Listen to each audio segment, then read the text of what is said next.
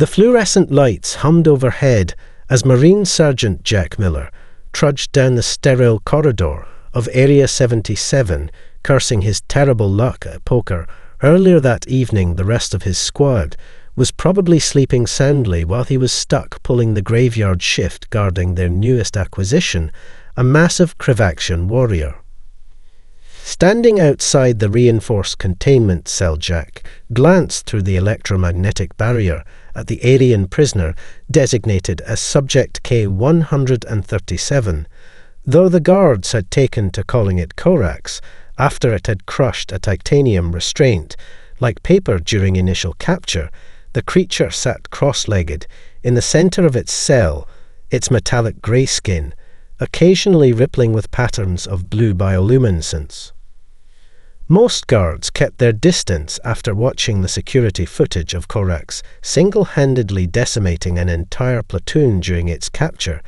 The alien had moved so fast the cameras could barely track it, but Jack noticed something odd about its current behavior. While his predecessors reported random aggressive movements, he saw intention in the way the light played across its armored hide. The patterns seemed to repeat, varying in intensity and duration, like some kind of code or language. Jack pulled up a worn deck of cards from his pocket, a habit that usually helped him stay awake during long shifts. As he shuffled, the familiar motion brought comfort, even in this unsettling environment, but something changed this time.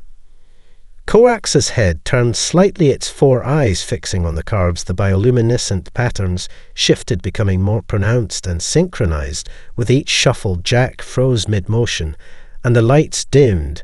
When he resumed, the alien's display matched his rhythm perfectly. This was no coincidence. Against his better judgment, Jack began experimenting. He changed the shuffling pattern to a simple 1-2 beat, and watched in amazement as Corax's lights followed suit, growing more intense with each successful mimicry. The alien even added its own variations, like it was trying to communicate through some bizarre call and response. Hours passed as Jack tested different rhythms, documenting each response in his phone, careful to avoid the security cameras. He knew he should report this. Discovering anything about Krivaxian communication could be crucial to the war effort, but something held him back. Perhaps it was the way Corax tilted its head in an almost human gesture of curiosity, or how its movements became less threatening and more inquisitive. As dawn approached, Jack noticed Corax had gradually moved closer to the barrier, its massive frame no longer held in that rigid combat stance. Instead, it sat barely 3 feet away, mimicking his posture like a bizarre mirror image. The guards' changing shifts would arrive soon, and Jack found himself reluctant to leave this breakthrough behind. Just before his relief arrived, Jack attempted one last pattern, shuffling the cards in the rhythm of the first song his mother taught him on piano. Corax's response was immediate and stunning, its entire body illuminated in a complex wave of colors that seemed to dance with the melody. The display was so beautiful, Jack almost dropped his cards. The sound of boots echoing down the corridor snapped him back to reality. Quickly pocketing the deck, he stood at attention as Private Rodriguez rounded the corner, but his mind was racing with possibilities. He'd been told the Krivaxians were mindless killing machines, yet in just one night he'd seen evidence of intelligence, creativity, and possibly even appreciation for human culture. As he headed to the barracks, Jack knew he should forget about the whole thing, write it off as sleep deprivation playing tricks on his mind. But he couldn't shake the feeling that he'd stumbled onto something profound, something that could change everything they thought they knew about their alien enemies. He just needed to figure out what to do with this dangerous knowledge without ending up in a cell himself. Looking back at the containment area, Jack caught a glimpse of Corax through the reinforced windows. Its bioluminescence had returned to the subtle patterns he'd noticed at the start of his shift, but now he understood they weren't random at all. The alien was speaking. He just had to learn how to listen. Jack couldn't sleep after his shift, tossing and turning in his bunk As patterns of blue light danced behind his closed eyes, he spent the day researching Krivaxian biology in the base library, ignoring the strange looks from his squad mates. By the time his next graveyard shift rolled around, he had filled an entire notebook with theories. The containment corridor felt different tonight, less threatening somehow. As Jack approached Corax's cell, he noticed the alien was already positioned closer to the barrier than usual, its massive frame oriented toward the entrance, like it had been waiting. The thought sent a chill down his spine, but not entirely from fear. Glancing at the security cameras, Jack positioned himself carefully in their blind spots. Before pulling out his cards, the response was immediate. Corax's bioluminescence flickering to life in a pattern that perfectly matched his previous night's final shuffle. It remembered that meant it was not just mimicking but learning. "Your turn, big guy," Jack whispered, shuffling the cards.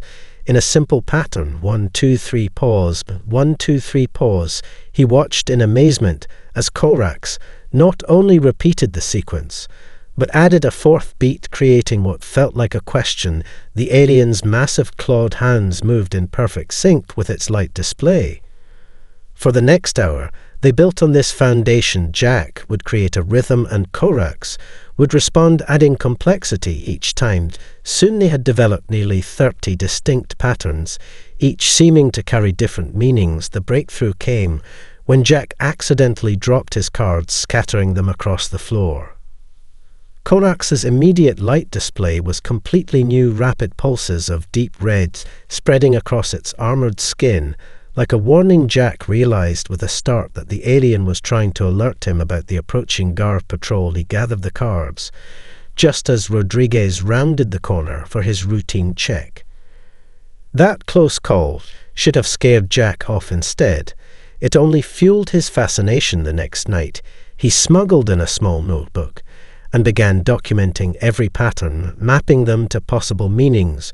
Red for danger, blue for acknowledgement, green sequences that seemed to relate to movement or space. The complexity of it all was staggering. Everything changed during a particularly intense session of pattern trading when Corax suddenly pressed one massive hand against the barrier, its bioluminescence forming shapes Jack had never seen before. Frantically, he copied them into his notebook until he realized they weren't random patterns at all. They were diagrams, mathematical equations. Jesus Christ, Jack breathed, staring at his notebook, where he had unknowingly copied what looked like advanced quantum mechanics, rendered in light and shadow. He needed help understanding this. But bringing anyone else in would mean admitting he had violated about 50 different protocols.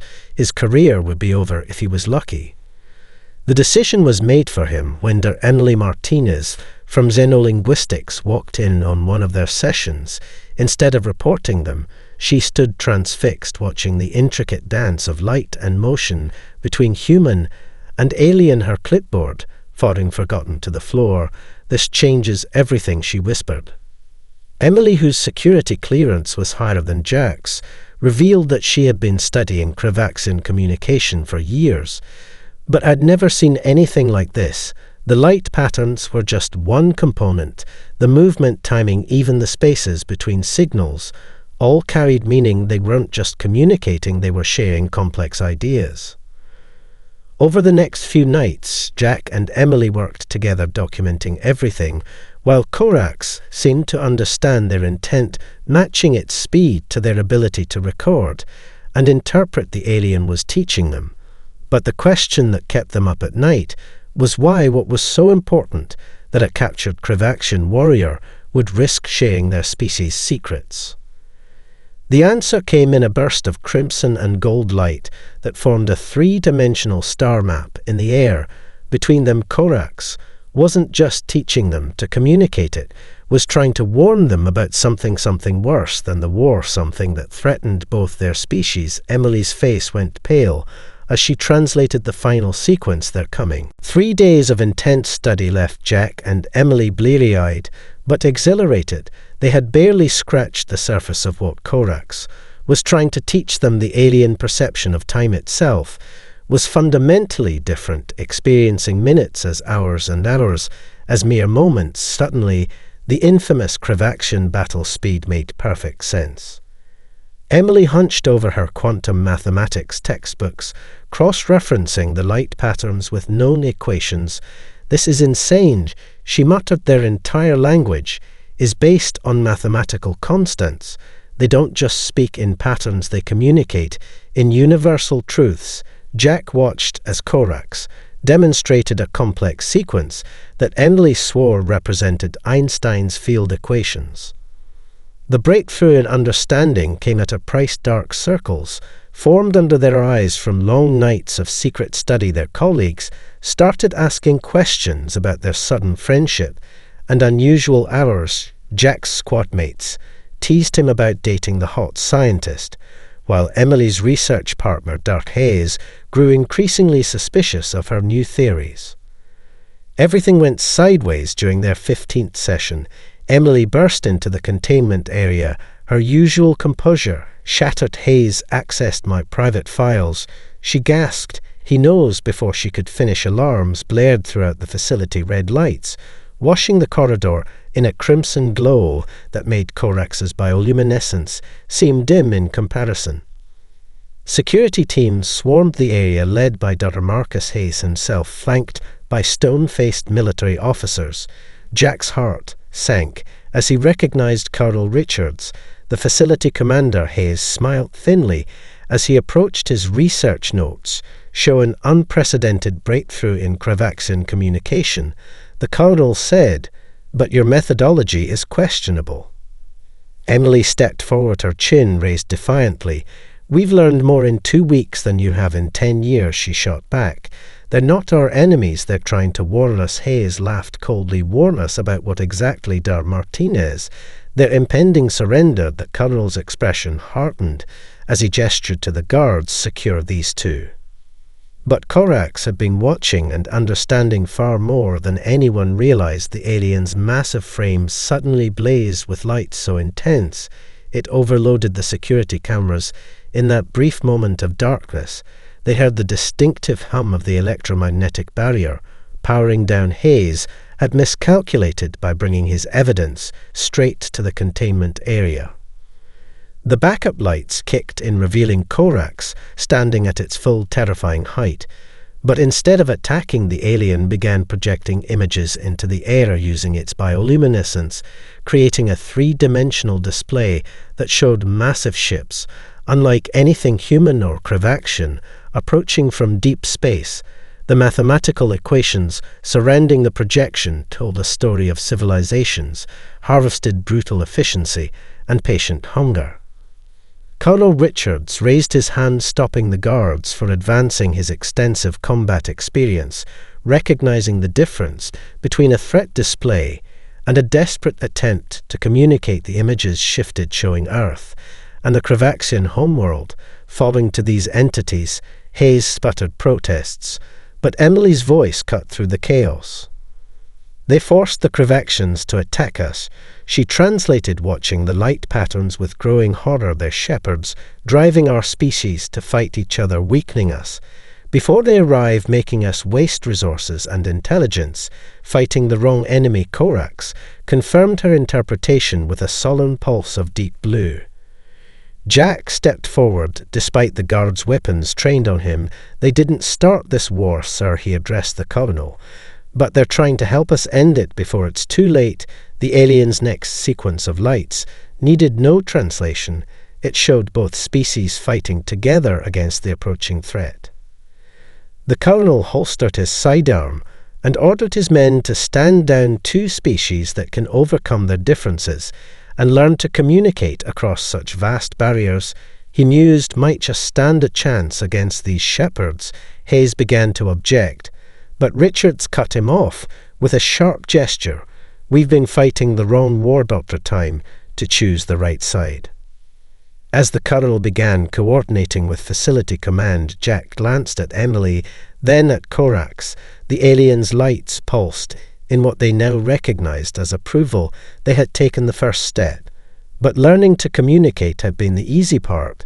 Now they had to convince two warring species to unite against a threat neither was prepared to face. Dart Hayes' betrayal came faster than anyone expected, even operating on Cravaction time. Within hours of Colonel Richards' decision to cooperate, unknown military units breached the facility, their weapons designed specifically to disrupt bioluminescent communication. Jack, Emily, and Corax barely made it to the emergency vehicle bay as chaos erupted around them. "Get in," Emily shouted, throwing open the door of a military Humvee. As Jack laid down, covering fire against their pursuers, Corax moved with devastating efficiency, its massive frame somehow fitting into the reinforced transport. Everything they had learned suggested Cravaxians were territorial and rarely left containment willingly, but the trust they had built transcended instinct. The Humvee roared through the desert night, Corax's lights dimmed to avoid detection, while Emily frantically typed on her laptop, sending their evidence to secure servers across the globe. Jack kept checking the mirrors, expecting black helicopters or drone strikes, but Hayes' reach seemed limited to the facility, at least for now. Their first stop was a remote gas station where Emily's contact waited with supplies and information. The old Native American man simply nodded at Corax before handing them satellite phones and coordinates. They learned that other facilities had been compromised, trusted scientists and soldiers vanishing as the Shepherd's agents moved to maintain their deception. Corax's lights suddenly flared, warning them seconds before the incoming projectile. Jack swerved the Humvee hard left as an explosion lit up the night sky where they had just been. The gas station attendant waved them off, yelling he would delay their pursuers. Emily's eyes widened as she recognized the weapon's signature. Not Earth tech, not Cravaction, but something else. They drove through the night, taking back roads and trails, Corax indicating safe passages that didn't appear on any map, the alien's perception of time letting it process pursuing vehicles' movements long before human reflexes could respond. They were headed towards the one place Hayes wouldn't expect, the Cravaction front lines. Dawn broke as they approached the war zone.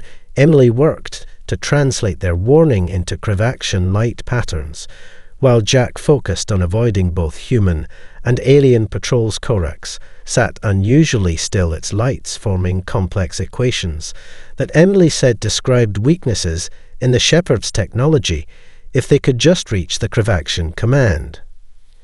A military drone buzzed overhead, forcing them off-road into rough terrain.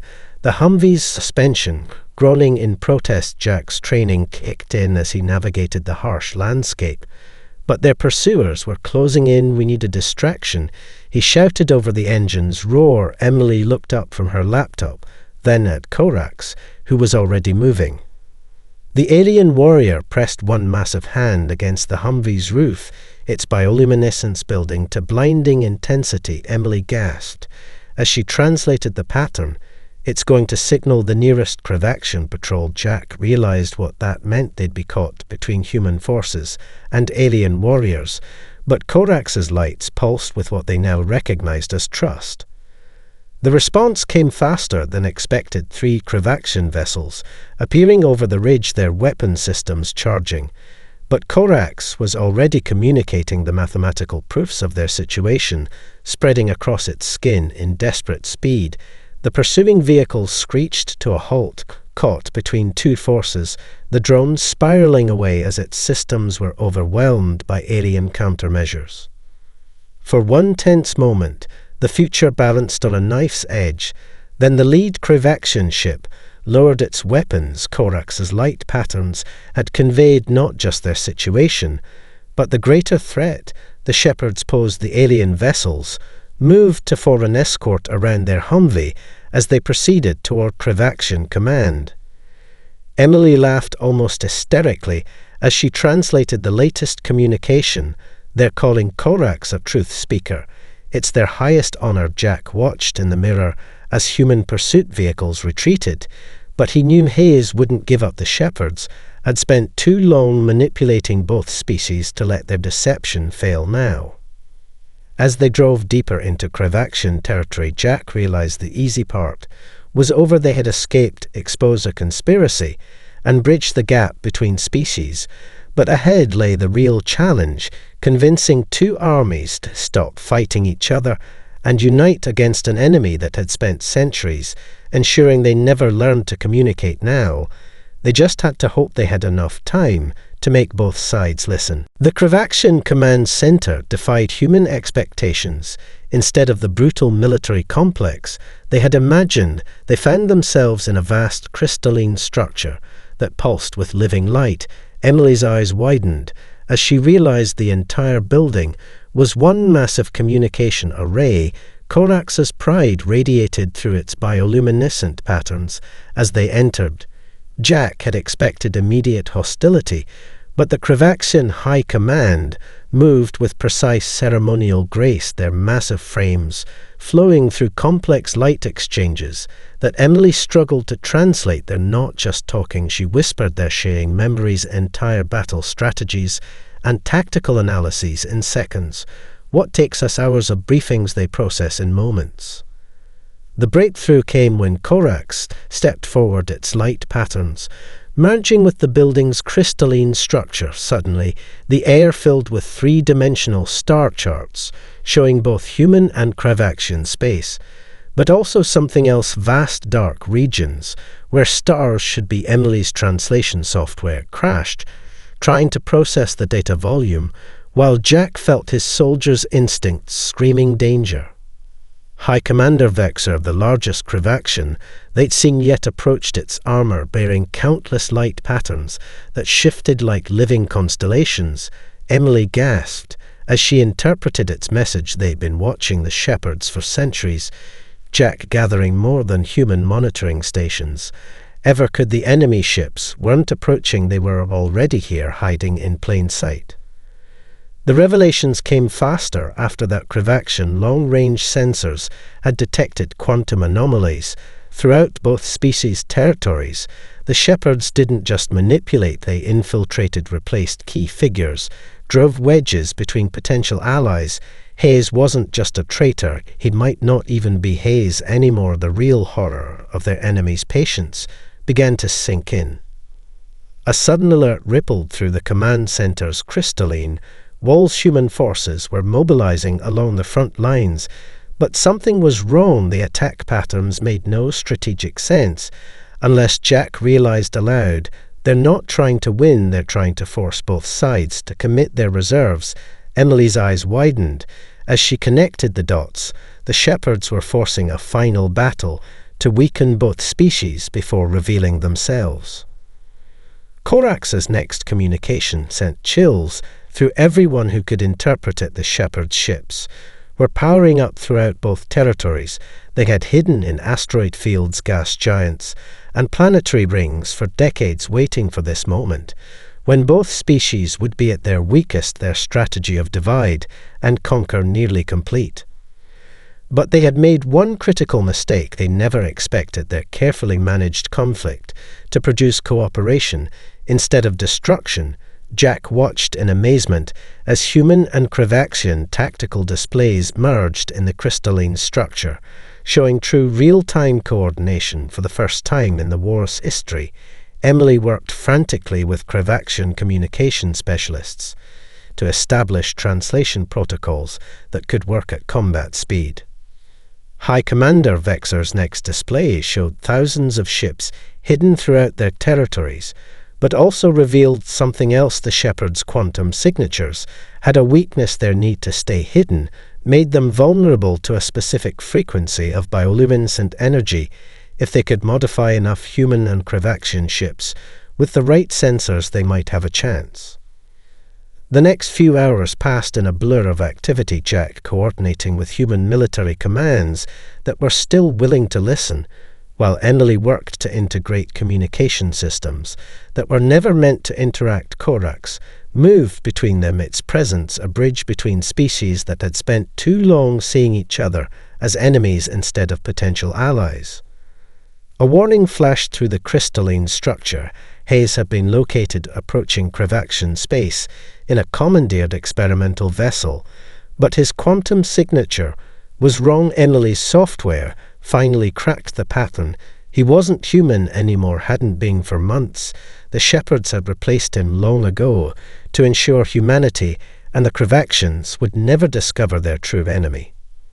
As battle stations echoed through both human and Cravaxian territories, Jack realized they were about to fight two wars at once against the visible forces that wanted them to destroy each other, and the hidden enemy that had orchestrated it all their only advantage was something the Shepherds never planned for two species learning to trust against all odds. The first coordinated attack against the Shepherds revealed the true scope of their manipulation. Hayes's vessel wasn't alone. Dozens of ships on both sides suddenly broke formation, their quantum signatures shifting to matches. The infiltration went deeper than anyone had imagined. Emily's translation software identified the corrupted vessels by their subtly wrong communication patterns. Corax's battle experience proved invaluable as it helped coordinate the desperate defense. Its ability to process information at Cravaxian speed, letting it spot patterns in the chaos that human commanders missed. Jack watched in awe as the crystalline command center became a blur of tactical displays, human and Cravaxian forces adapting to fight together against an enemy that had hidden among them for generations. The modified sensor arrays they had rushed to install started identifying Shepherd agents throughout both fleets' entire cruisers, suddenly revealing quantum signatures that shouldn't exist. Emily worked frantically to understand the data. They're not just replacing people, she realized. They're converting our own ships into their technology, right under our noses, the horror of their enemies' patience becoming clear. A breakthrough came from an unexpected source as they detected a pattern in the Shepherd quantum signatures.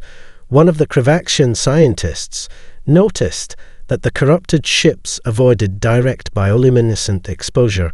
Jack remembered how Hayes had specifically targeted their ability to communicate. The enemy feared the light itself, not just the information it carried. High Commander Vexer immediately ordered all Cravaxian vessels to maximize their bioluminescent output, while Emily coordinated with human ships to modify their energy shields to emit similar frequencies. The Shepherds had spent so long hiding in darkness, they had become vulnerable to the very communication method they tried to suppress. The battle that followed defied conventional tactics. Shepherd-controlled ships tried to maintain their deception, but the combined sensor net forced them to reveal themselves. Jack coordinated ground forces as cities on both worlds came under attack from infiltrators, while Emily worked to expand the detection network. Humans and Cravaxians fighting side by side against enemies wearing familiar faces. Hayes himself led a desperate assault on the command center, his ship's weapons specifically designed to shatter crystalline structures. But Corax had anticipated this, moving with incredible speed to activate ancient defense systems that no one had fully understood until now. The building's light patterns shifted, forming a shield that turned Hayes's own energy weapons back against him. The moment of victory seemed close when Emily detected a new signal pattern buried in the quantum noise. The Shepherds weren't just fighting, they were calling for reinforcements. Massive ships began emerging from fold space around both human and Cravaxian worlds. Their true forms finally revealed towering organic mechanical hybrids that had evolved beyond the need for physical bodies. But the Shepherds had underestimated the power of genuine cooperation. Cravaxian light-based technology merged with human adaptive combat systems created something entirely new. Emily's translation protocols allowed both species to coordinate at unprecedented speed, while Jack's military experience helped them predict and counter Shepherd tactics that had worked for centuries. Corax's next communication changed everything, its light patterns, showing a way to use the crystalline command center as a massive transmitter, converting both species' combined energy output into a bioluminescent pulse that could theoretically disrupt the Shepherd's quantum structure. The only catch was that it would require perfect synchronization between all surviving ships and ground forces. The plan was insane, requiring trust between species that had been trying to annihilate each other mere days ago. But as Jack looked around the command center, he saw determination in both human and Kravaxian faces. They had all seen enough of the Shepherd's manipulation, had lost too many friends to infiltrators that wore their faces.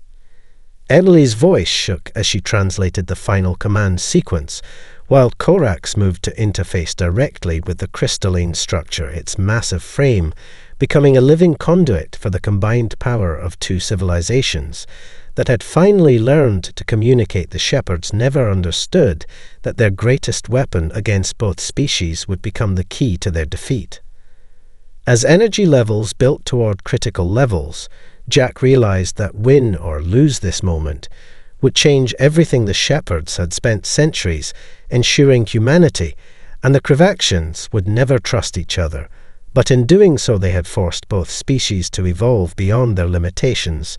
Now they just had to hope their newfound unity was enough to survive what came next. The combined energy pulse had consequences no one could have predicted as human and Kravaxian power systems merged through the crystalline structure.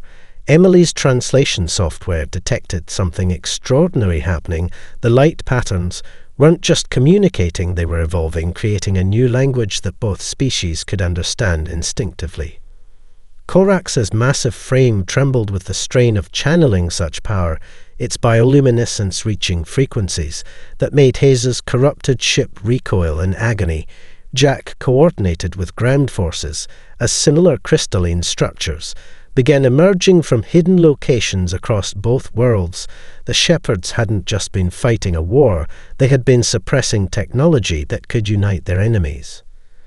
The Shepherds launched their final assault massive ships, attempting to destroy the emerging crystals before they could fully activate, but they had waited too long. Humans' adaptability, combined with Kravaxian precision, created defense strategies that evolved faster than the enemy could counter. High Commander Vexor's light patterns showed grim satisfaction as infiltrator after infiltrator was exposed. Emily's breakthrough came at the critical moment. She realized the crystals weren't weapons at all, they were components of an ancient communication network that spanned both species' territories. The Shepherds hadn't started the war to defeat them, they had orchestrated it to prevent humanity and the Kravaxians from discovering their shared heritage. The revelation hit like a quantum shock wave through the command center. Corax's next pattern confirmed what the data suggested. Both species had been seeded by the same ancient civilization, their differences intentionally engineered to prevent cooperation. The Shepherds weren't invaders, they were prison guards keeping their charges divided and unaware of their true potential. Hayes's vessel made one final desperate attack on the command center, its weapons reconfigured to destroy the crystal network. But the combined defensive screen held as human gunners, coordinated with Kravaxian energy manipulators, creating overlapping fields that turned the Shepherd technology against itself. The moment of vulnerability they needed came as Hayes diverted power to his primary weapons. Jack saw the opportunity, first coordinating with Kravaxian tactical officers to concentrate fire on Hayes's quantum signature, while Emily worked with the crystal network to amplify the bioluminescent pulse. Corax's massive frame became a living conductor as energy coursed through the entire system. The sound of crystalline structures activating echoed across two worlds. The pulse, when it came, defied conventional physics. Human and Kravaxian energy combined with ancient crystal technology to create a cascade of light that revealed every Shepherd quantum signature in both territories. Hayes's ship twisted in impossible ways as its true form was exposed, the organic mechanical hybrid beneath its facade writhing in the purifying light. But victory came with a price. As the pulse expanded, it carried with it fragments of both species' memories and experiences. Humans suddenly understood time, as the Kravaxians did. while Cravaxian warriors felt the urgent push of human emotions. The barriers between them dissolved not just physically but mentally. Emily's translation software crashed as it became redundant, their differences becoming strengths rather than weaknesses. The shepherds had spent centuries ensuring their prisoners would never discover their shared heritage, had manipulated evolution itself to keep them apart. But in doing so they had forced both species to develop unique strengths. When the crystal network activated, it didn't just expose the enemy, it began undoing millennia of engineered separation. Jack watched in awe as human military personnel began communicating in light patterns, while Cravaxian warriors adapted human tactical innovations in real time. Corax's frame relaxed as the strain of channeling the network eased. Its next communication coming simultaneously in light patterns and spoken English. "We remember now," it said in a voice that bridged the gap between species. As shepherd ships retreated or dissolved under the crystal network's influence, Emily decoded the ancient data flooding through the system. The war had never been about territory or resources. It had been the final test, proving both species could overcome artificial barriers and recognize their shared origins. In doing so, they had not just defeated the shepherds, they had transcended the limitations their jailers had placed upon them. High Commander Vexor's next declaration echoed through the network in all languages. "We are not two species at war." It announced we are one people awakening, and our real journey is just beginning. The days following the shepherds' defeat brought changes no one could have predicted. The crystal network continued to evolve, integrating itself into both civilizations. Space stations sprouted crystalline arrays, while human cities developed bioluminescent communication grids. Jack watched in amazement as children from both species began learning each other's languages, instinctively their minds adapting to new ways of processing reality.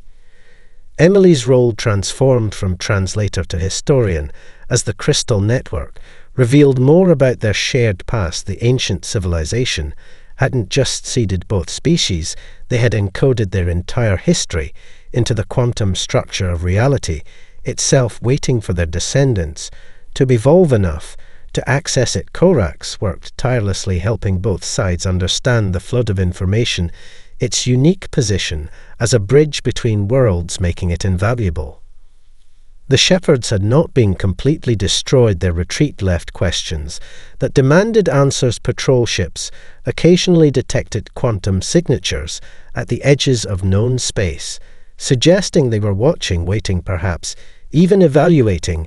But their hold over both species had been permanently broken. The very differences they had engineered to keep humanity and the Cravaxians apart had become the foundation of their greatest strengths. High Commander Vexor initiated a controversial program integrating human and Cravaxian military units. Jack found himself training warriors 4 times his size in adaptive tactics. While learning to perceive time at their speed, the crystal network made it possible for humans to temporarily experience Cravaxian temporal perception, while Cravaxians learned to process the intense emotional responses that gave humans their edge in crisis situations.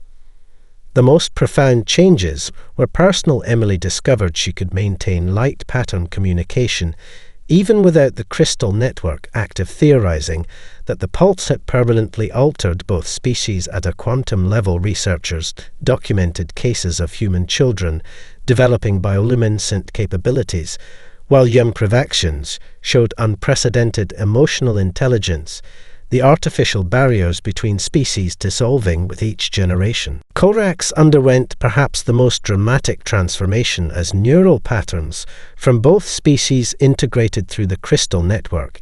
It developed the ability to shift between temporal perspectives at will, becoming a living example of what their unified civilization could achieve. The warrior, who had once been a prisoner, became a symbol of unity, teaching others how to bridge the gap between different ways of experiencing reality. The discovery of other crystal networks throughout the galaxy posed new challenges and opportunities. Ancient beacons activated, revealing more seeded species kept apart by the shepherds, each engineered to develop unique strengths, Jack and Emily found themselves leading first contact missions, their experience with crossing seemingly impossible barriers proving invaluable as they helped other civilizations awaken to their true heritage. But it was during a quiet moment in the original command center that the full impact of their journey became clear. Jack watched his daughter playing with a young Kravaxian, both children communicating effortlessly through a combination of light patterns and spoken language. Emily documented their interaction for the historical records, while Korax observed with what could only be described as pride. The children had never known the hatred and fear that had defined the previous generation for them.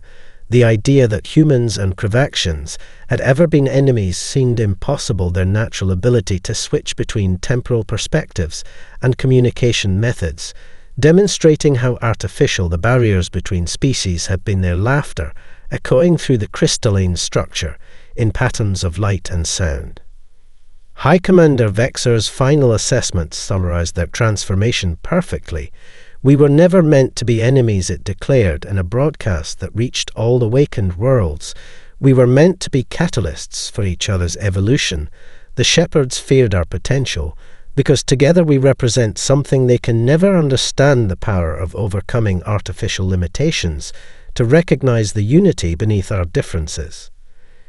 As Jack looked out at the transformed landscape where crystalline structures merged seamlessly with both human and Kravaxian architecture, he remembered that first night shift, when a simple deck of cards had helped bridge an impossible gap.